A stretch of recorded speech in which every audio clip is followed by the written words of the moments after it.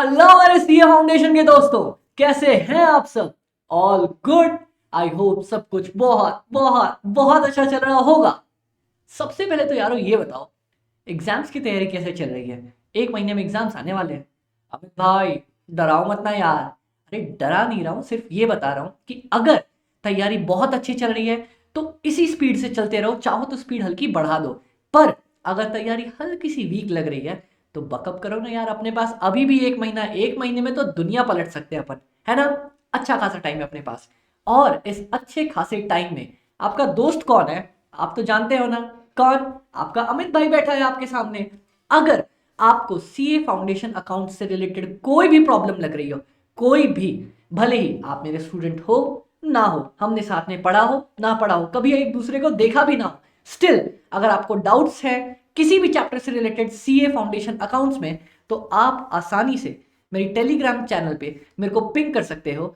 और अपना Telegram channel का नाम है fast cost FM by AB.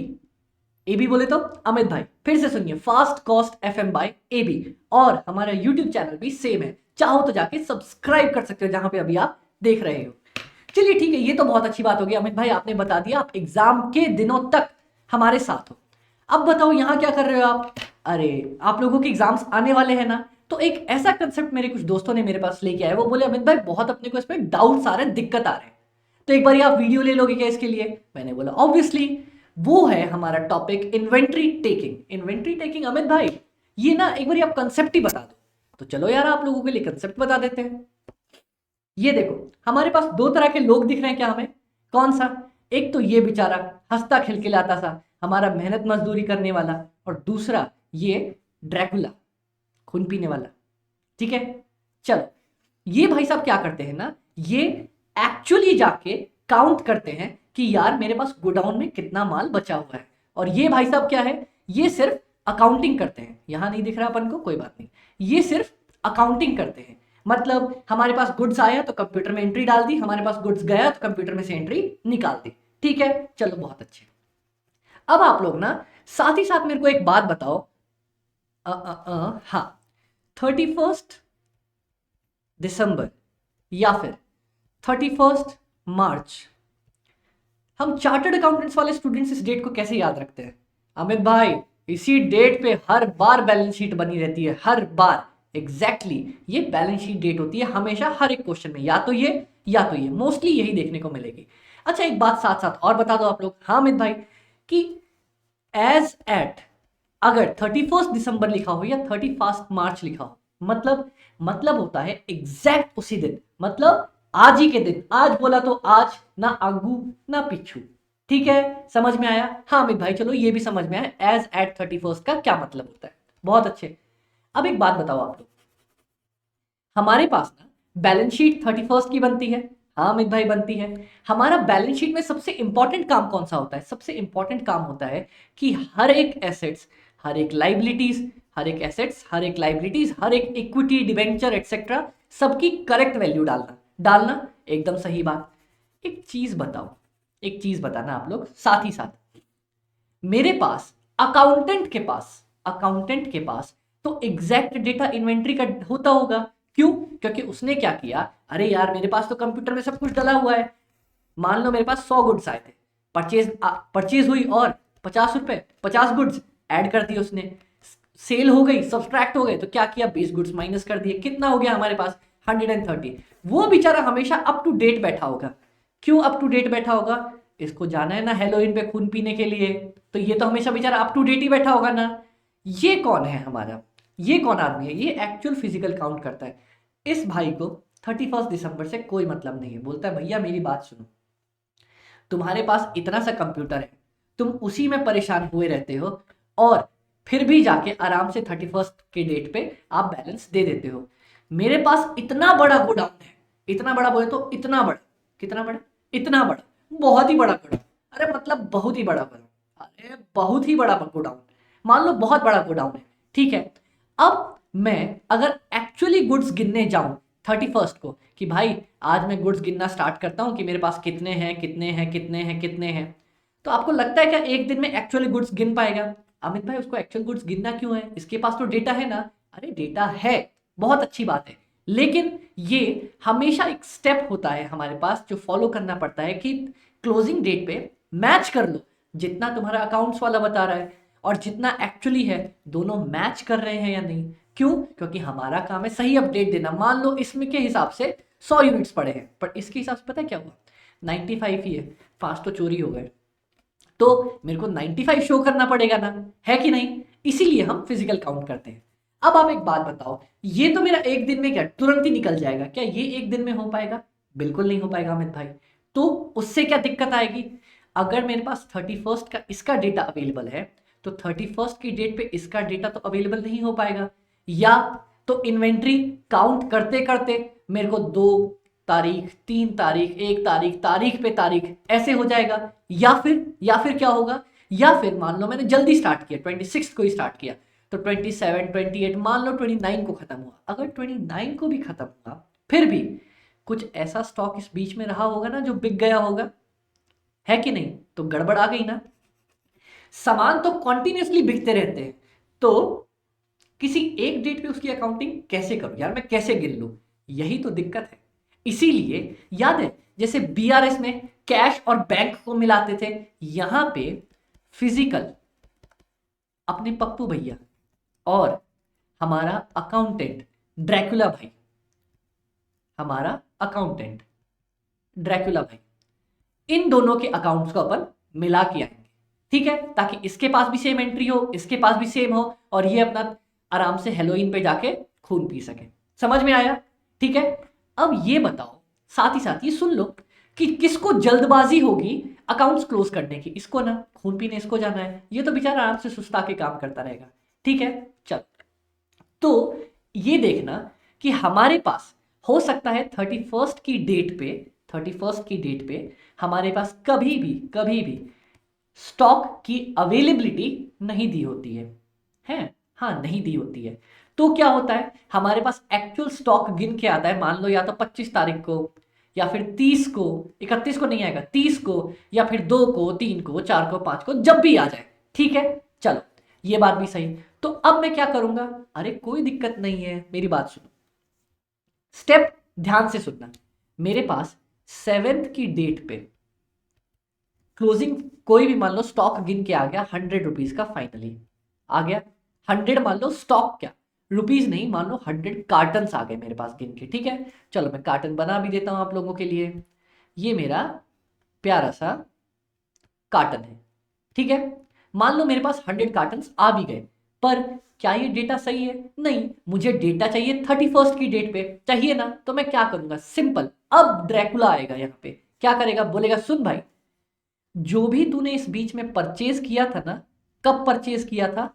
1 से 7 की डेट पे, उसको क्या कर, उसको माइनस कर दे। डन। और जो भी तुमने सेल करी थी ना इस डेट पे, उसको क्या कर, ऐड करके आ जा। है, बस इतना सा काम, बस इतना सा काम, और कोई दिक्कत ही नहीं है। अच्छा अमित भाई एक बात बताओ, यही अगर मेरी इन्वेंट्री काउंट 7 की जगह 26 को ही पूरी हो गई होती, तो मैं क्या करता? तो मैं परचेजेस उस बीच में जो हुई है उसको ऐड करता, और सेल्स जो उस बीच में हुई है उसको माइनस करता। बस इतना सही काम करता है। अमित भाई क्या बात कर रहे हो? देखो मैं एक फॉर्मेट लिखवा देता हूं, आप लोगों को प्यार से बनवा देता हूं, उसी के बेसिस पे आराम से बन जाएगा। दिखे? चल, कभी भी दोबारा इसमें डाउट नहीं करोगे। ट्रेडिंग अकाउंट तो बनाने आता है ना आप लोगों को? हाँ अमित भाई क्या मजाक कर रहे हो, वो तो अपन ने सीखा था ना साथ में। हाँ मैंने आपको सिखाया था, फिर भी पूछ लेने में क्या है भैया, कहीं भूल गए हो, कहीं कल आप मेरे को बोलो अमित भाई सुनो ना, एक बार ट्रेडिंग अकाउंट भी बनाना सिखा दो। चलो यार, आप बोलोगे उससे पहले मैं आप लोगों को दिखा देता हूँ। ये है हमारा ट्रेडिंग्स अकाउंट। डन।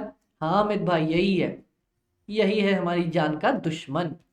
दुश्मन नहीं, अपना दोस्त। दुश्मन कोई नहीं होता। चलो, सबसे पहली बात, क्या ऊपर आता है आप लोग बताओ, मेरे साथ साथ बोलो। मैं लिखूंगा तो मजा नहीं आएगा, आपके तो एग्जाम्स है ना, जल्दी बताओ क्या आएगा? ओपनिंग स्टॉक, टू या बाई? टू। रुको मैं अच्छे से लिख के दूं। हाँ, ये आ गया मेरे पास टू ओपनिंग स्टॉक। डन। हाँ अमित भाई, इसके बाद क्या आता है? To purchases. ठीक है, बहुत अच्छे। Minus purchase return. अच्छा मेरी बात ध्यान से सुनना, परचेज रिटर्न या तो यहां माइनस कर सकते हो या फिर इस तरफ दिखा सकते हो। समझ में आया? ठीक है, बहुत अच्छे।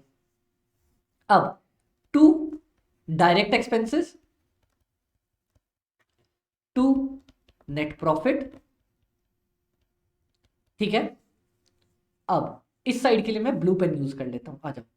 बाय सेल्स, यहां से माइनस करके दिखाऊंगा क्या? Sales return. बहुत अच्छे। By abnormal loss. ठीक है, और बाय नेट लॉस। और एक और क्या आ सकता है यहां पे अमित भाई? जो अपन ढूंढने निकले हैं वही तो आएगा ना। क्या आएगा यहां पे? हमारे पास आएगा by by by closing stock. कोई डाउट यहां तक? कोई डाउट नहीं। एक और बात हमेशा याद रखना, ट्रेडिंग अकाउंट में सिर्फ और सिर्फ सेल्स अकेली ऐसी चीज है, सेल्स और सेल्स का भाई सेल्स रिटर्न, ये लोग eight the rate of selling price आते हैं। वरना जो भी आइटम्स अपना आएगा ना, वो सब eight the rate of cost. चलो मैं सबके लिए ही लिख देता हूं यहां पे, at the rate of cost ही आने वाला है अपना। वैसे इस पे नहीं लिखना चाहिए तो इसको हटा दो। Eight the rate of cost मतलब कॉस्ट पे ही ये दिखाना है, सिर्फ सेल्स को, सिर्फ सेल्स को मैं सेलिंग प्राइस पे दिखाऊंगा। क्यों? ताकि नेट प्रॉफिट निकाल सकूं ना। बाकी सब कहां आएंगे? बाकी सब direct eight the rate of cost आएंगे। ठीक है, ये अकाउंट बनाना आता है ना? हाँ अमित भाई आपने सिखा दिया। अब एक और फॉर्मेट बना लो। इसके बाद मेरे स्टूडेंट जानते हैं कि अपन फॉर्मेट बना के ना इतना सिंपल कर देते हैं चीजों को कि कभी दोबारा डाउट नहीं होता। सबसे पहली चीज यहां पे, इफ इन्वेंट्री टेकिंग डन कब? आफ्टर 31st, या फिर मैं उसको बोलता हूं क्लोजिंग डेट। ठीक है, और ये सेम चीज के लिए, ये देखो अब जादू हो जाएगा। आप लोगों के पास ये जादू नहीं है, अमित भाई के पास है। ये सेम चीज के लिए फटाफट फटाफट फटाफट से, ये सेम चीज के लिए अगर if it is done before 31st, example भी लिख दूं? चलो एग्जाम्पल, अगर ये अपना किया गया है 7th चलो अप्रैल ले लेता हूं मैं, और यहां पे ले लेता हूं एग्जाम्पल 25 मार्च। कोई दिक्कत यहां तक? कोई दिक्कत नहीं मिल। तो अब नेक्स्ट क्या करेंगे हम? सिंपल सी चीज लेनी है, सिंपल सी क्या करना है देखो, ये देखना, ध्यान से देखना क्या मैंने लिखा है, कब लिखा है। Inventory on actual date of count. ठीक है, समझ में आ गया? समझ में आ गया? इसी को मैं लेता हूं कॉपी करके, यहां पे पेस्ट कर देता हूं। कोई दिक्कत क्या है यहां पे? कोई दिक्कत नहीं अपने को। हाँ अमित भाई बहुत सही चल रहा है, अभी तक तो बहुत सही चल रहा है, सब समझ में आ रहा है। ठीक है, बस अब देखना सेम चीज, हम सेम चीज करके चलेंगे, कुछ भी चेंज नहीं करेंगे उसमें। अब क्या करना है? ब्लू ले लेता हूं, परचेजेस फ्रॉम 31st से एक्चुअल डेट जो कि है 7। ठीक है, हाँ अमित भाई ये भी समझ में आया। सेम चीज यहां पे भी डन। अमित भाई ये भी समझ में आ रहा है अपने को, यहां तक तो फुल चल रहा है। फॉर्मेट लिख रहे हो ना, मेरे साथ लिख रहे हो ना? हाँ अमित भाई लिखते हुए चल रहे हैं, बहुत अच्छा। अब सेल्स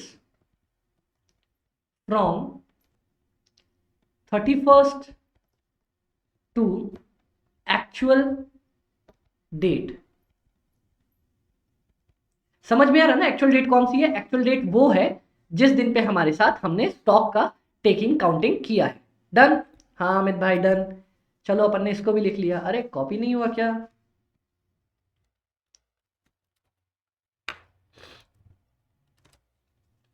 ये अपन ने यहाँ पे इसको लिख लिया। अब एक जो बहुत ही प्यारा सा काम हम करने वाले हैं। क्या करने वाले हैं अमित भाई? आप लोगों के लिए लो ना, यहाँ पे देखो कितना बढ़िया सा अपन करके देंगे।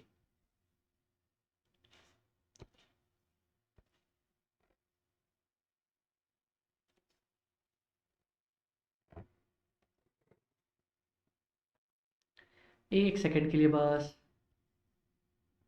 डन। ये देखो, ये एक फॉर्मेट है, ये हमारा बेचारा दूसरा फॉर्मेट है। अब इसमें क्या करेंगे? इन्वेंट्री ली अपन ने। इस भाई की भी बात सुनना। Inventory on actual date of count. यहां पे एक्चुअल डेट क्या है? 7th। यहां पे एक्चुअल डेट क्या है? 25th। ठीक। डन। अब परचेजेस फ्रॉम 31st से एक्चुअल डेट, और यहां पे परचेजेस फ्रॉम, यहां पे एक्चुअल डेट हमारी कब आ रही है? पहले आ रही है ना, तो पहले हमारी डेट से लेके 31st। सेल्स फ्रॉम हमारी वाली डेट से 31st। समझ में आया? हाँ अमित भाई बहुत अच्छे से समझ में आया। क्या करना है, क्या करना है, क्या करना है? सारी परचेजेस को यहां माइनस कर देना, सेल्स को ऐड कर देना। डन। सारी परचेजेस को यहां प्लस कर देना, सेल्स को माइनस कर देना। इसी फॉर्मेट के बेसिस पे आप आराम से पूरा का पूरा क्वेश्चन सॉल्व करके आ जाओगे। अमित भाई ये बात भी तो समझाओ ना अपने को। ठीक है मैं समझा भी देता हूं। ये देखो, मेरे पास 7th को कोई इन्वेंट्री खड़ी है, ठीक है, मान लो 100 गुड्स खड़े। मैंने 1 तारीख से लेके 7 तारीख के बीच में 10 सामान खरीदे थे। ठीक, परचेज दी हुई 10 सामान। क्या ये 10 सामान मेरे पास 31st की डेट पे थे? नहीं थे अमित भाई, ये तो मैंने अभी खरीदे ना इस महीने। तो क्या करूं? माइनस कर दो। ठीक है, मैंने सेल करी 1 से 7 के बीच में 5 आइटम्स की। अभी मेरे पास मैंने सेल कर दिया, तो 7th को मेरे पास नहीं आया होगा, नहीं आया होगा। लेकिन क्या 31st की डेट पे खड़ा था? हाँ खड़ा था, तो उसको ऐड कर देते। डन। चलिए डन। उसके बाद अब ये वाला केस लेते जब इन्वेंट्री टेकिंग 25 को ही हो गई। ठीक है, हमने 25 को ले ली। अभी भी तो 5 दिन है ना मेरे पास। हाँ, तो जो भी खरीदारी, जो भी परचेज इन 5 डेट्स के बीच में हुई होगी 25 से 31st, वो भी तो मेरा 31st को खड़ा होगा ना। हाँ खड़ा होगा, तो उसको ऐड कर देंगे। और जो भी मेरी सेल्स 25 से 31st के डेट के बीच में हुई है, वो तो मेरे पास होगी ही नहीं 31st को, है ना। बिक गई ना, वो तो खत्म हो गई, 31st से पहले ही खत्म हो गई।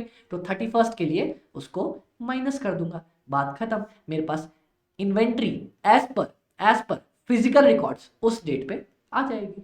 सिंपल, यही मेरा प्रोसेस होता है। दिखाऊं? दिखाऊं एक बार क्वेश्चन करें इसका।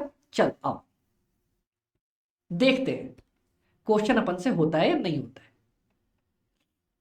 सबसे पहला वाला देखते हैं। चलो, यहां पे दिया है मेरे पास इन्वेंट्री एज ऑन 1/4/19। तो कुछ मत करो, सबसे पहले बेचारे को लेके ट्रेडिंग अकाउंट बना लो।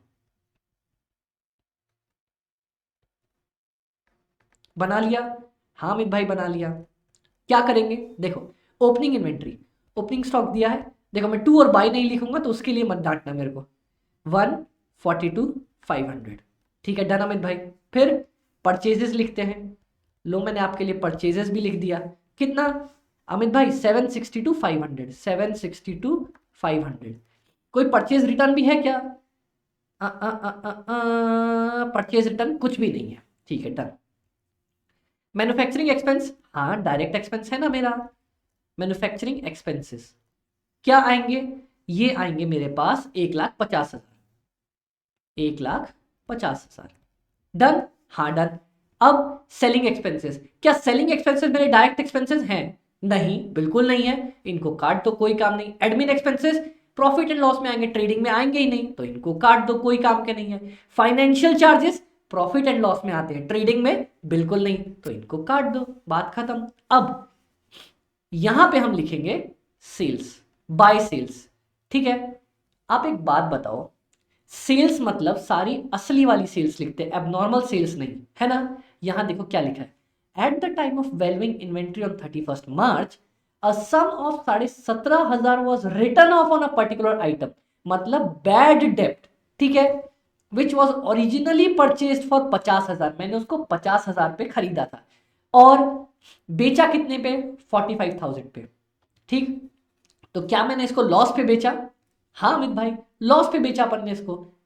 लॉस पे बेचा या फायदे पे बेचा? 50,000 की लाए थे, 17,500 तो अभी तक राइट ऑफ कर चुके हो, उसकी एक्चुअल वैल्यू भी क्या है, 50,000 माइनस 17,500 जो कि है 32,500। ठीक है, इसको बेच कितने में दिया मैंने, 45,000। भैया देखिए कितने प्रॉफिट पे बेचा, देखो 45,000 माइनस 32,500 डिवाइडेड बाय 32,500 इंटू 100%। बाप रे, ये तो बहुत ज्यादा हैवी प्रॉफिट पे बेच दिया। 38 के अराउंड आ रहा है हमारे पास। 45,000 माइनस 32,500 डिवाइडेड बाय 32,500, कॉस्ट पे हमारा 38%। बताओ इतना हैवी कभी है हमारे पास? नहीं। तो ये एबनॉर्मल आइटम हो गया ना मेरा। एबनॉर्मल आइटम वो होता है जो नॉर्मल हमारे सेल्स पे नहीं बिकता है, नॉर्मल प्रॉफिट वाले पे हम नहीं बेचते हैं उसको। ठीक है, चल तो यहाँ पे एबनॉर्मल आइटम भी लिख लूंगा और यहाँ पे क्या आ जाएगा, क्लोजिंग स्टॉक, और यहां पे क्या आ जाएगा, प्रॉफिट या लॉस जो भी हुआ होगा। ठीक है, अब देखो हम इसकी कैलकुलेशन इंस्टीट्यूट ने तो बहुत अजीब तरीके से बनाया, हम कैसे बना रहे हैं ये देखो। आप भाई साहब एक बार के लिए हट जाओ, अपन ने सब कुछ कर ही लिया है। ध्यान से देखना, ठीक है, ध्यान से देखना इस पार्ट। देखो सबसे पहले सुनो, 32,500 उसकी वैल्यू थी जो हमने कितने में बेचा, हमने बेचा 45,000 में। ठीक, मेरी सेल्स कितने दिखा रखी है मैंने अभी, सेल्स दिखा रखी है 12,45,000। तो सबसे पहले सेल्स इज इक्वल टू 12,45,000 रुपए। हाँ अमित भाई समझ में आया, माइनस एबनॉर्मल वाली सेल कर दूं। ठीक है अमित भाई, एबनॉर्मल वाली सेल कर दो 45,000, कितना बच गया, 12 लाख रुपए। मतलब मेरी एक्चुअल सेल्स कितनी हुई है, 12 लाख रुपए। ठीक है, तो ज्यादा लोड ही नहीं लेते अपन, क्या करेंगे, 12 लाख रुपए दिखा दो। लेकिन एक चीज का ध्यान रखना, कुछ रिटर्न हुआ है क्या अपने पास? नहीं, बिल्कुल रिटर्न नहीं हुआ। अब एक बात बताओ आप लोग, जल्दी से बता दो, सेल्स मैंने की है 12 लाख की, और प्रॉफिट कितना है, 20% ऑन सेल्स। तो 12 लाख का 20%, जल्दी से निकाल दो, 12 लाख इंटू 20%, ये आ जाएगा मेरे पास 2,40,000 रुपए। फायदा निकल गया ना, तो प्रॉफिट भी लिख दो यहां पे जल्दी से। रुको, नोट कर लो पहले, sales into GP ratio is equal to मेरा जीपी आ गया, समझ में आया? यहां मैं लिख दूंगा 2,40,000। विजिबल है? हाँ परफेक्टली विजिबल है, कोई दिक्कत यहां तक? कोई दिक्कत नहीं है।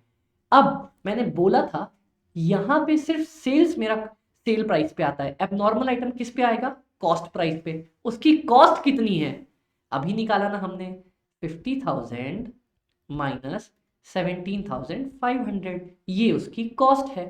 ठीक है, ये सब हमने कर दिया। हाँ अमित भाई कर दिया, एक चीज मिस कर गए ना, क्या, एबनॉर्मल प्रॉफिट भी तो लिखेंगे यहाँ पे। यहाँ पे एबनॉर्मल प्रॉफिट जो हुआ है कितने का हुआ है, एबनॉर्मल प्रॉफिट मेरे को हुआ है कितने का, 12,500 रुपए का। कैसे अमित भाई, कैसे कैसे कैसे? अरे 45,000 में आपने बेचा, उसकी वैल्यू थी 32,500, तो लिखेंगे ना 12,500 का प्रॉफिट, लिखेंगे? हाँ लिखेंगे, यहां लिख दो 12,500 रुपए। थोड़ा मेसी हो गया क्या? हाँ थोड़ा सा तो मेसी हो गया। एक काम करता हूं मैं इसको, रुको, इसको अपन पूरा का पूरा आपके लिए यहां लिखवा देते हैं। ठीक है, ये लो, अब बताओ, अब विजिबल है? हाँ अमित भाई दिख सा तो रहा है, ये लो, इसको और ठीक कर देता हूं। एबनॉर्मल प्रॉफिट मेरा, प्रॉफिट। अब और कुछ बचा क्या अमित भाई? कुछ नहीं बचा, अब तो खाली क्लोजिंग स्टॉक बचा है। तो निकाल के देखे क्या क्लोजिंग स्टॉक, देखो 142,500 plus 7,62,500 plus 1,50,000 plus 2,40,000 plus 12,500 minus 12 lakh minus क्या, 32,500 मेरे पास इन्वेंट्री क्या आ रही है, जल्दी से निकाल के दिखाओ। ये देखो मैं दिखाता हूँ, साथ में दिखाता हूँ, ठीक है। चलो सबसे पहले मैंने ओपनिंग स्टॉक सही लिखा क्या, 142,500, हाँ 142,500 सही लिखा। माइनस किया क्या 32,500, हाँ इस साइड ले जाके माइनस किया मैंने, और कुछ नहीं किया, ठीक है। 32,500 डन, बहुत अच्छे। अब नॉर्मल आइटम्स भी हो गया मेरा, ओपनिंग स्टॉक भी सही सही आ गई। परचेज देखो, क्या ये मैंने 12 लाख और उसमें से 2,40,000 घटा के दिखाए, ये देखो 12 लाख और 2,40,000 रुपये घटा के दिखाए, हाँ दिखाए। और बताओ, और उसने क्या किया, उसने मैन्युफैक्चरिंग एक्सपेंसेस नहीं जोड़ेगा, क्या बात कर रहे हो, मैन्युफैक्चरिंग एक्सपेंसेस जोड़ी है ना, मैन्युफैक्चरिंग एक्सपेंसेस और परचेजेस भी जोड़े, तो मैन्युफैक्चरिंग एक्सपेंसेस भी जोड़ी, परचेजेस भी जोड़ी। अब बताओ, चलो चलो चलो जल्दी से निकालो, फटाफट फटाफट।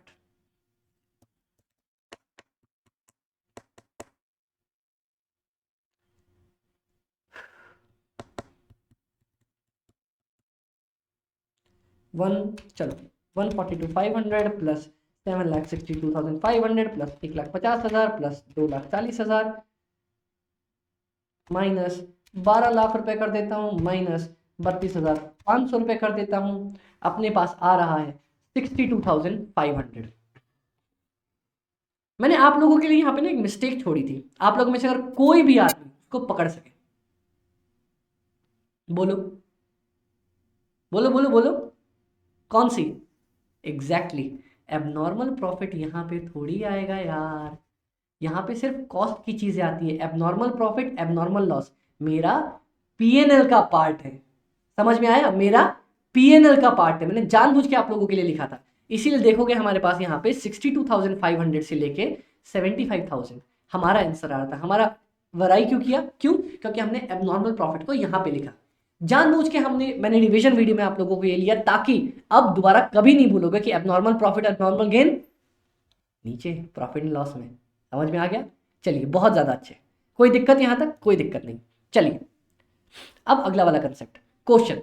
A trader prepared his accounts on 31st March every year. Due to some unavoidable reasons, no inventory taking could be possible till 15 April, on which the total cost of goods in godown came to 5 lakh रुपए। जल्दी से बता दो, पहले हुआ या बाद में हुआ? बाद में हुआ अमित भाई, तो लो 5 लाख रुपए लिख दिया।